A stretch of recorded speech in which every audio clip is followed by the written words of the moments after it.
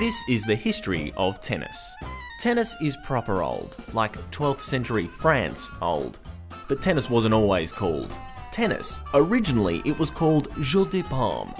Fun to say and hard to play, it was held indoors, with matches beginning by shouting, "Tennis!" By the 1500s, rackets were introduced made of wood and sheep gut.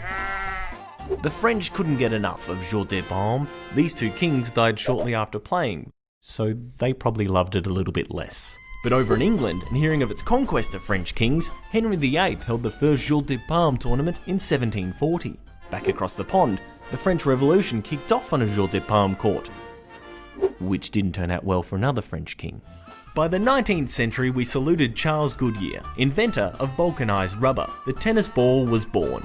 Then in 1873, Major Walter Wingfield released a version of jeu de paume that could be played on grass. Don't ask me why, but he called it Schwarz-Sticky.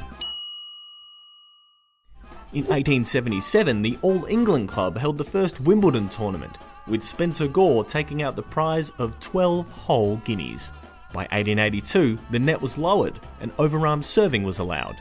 Then in 1905, the Australian Open was established, and by 1924, it was considered one of the four majors. The Open moved all across Australia, from Perth to Sydney to New Zealand, before finding a home at Kooyong in 1972.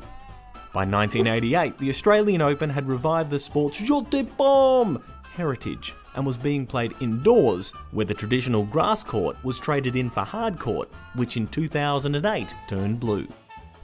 For over 800 years this game has grown, a game that savours the past, shaped by heritage but never defined by it. And while it's still played by royalty, by kings, queens, those waiting for the throne and even the odd joker, this game is now just called tennis.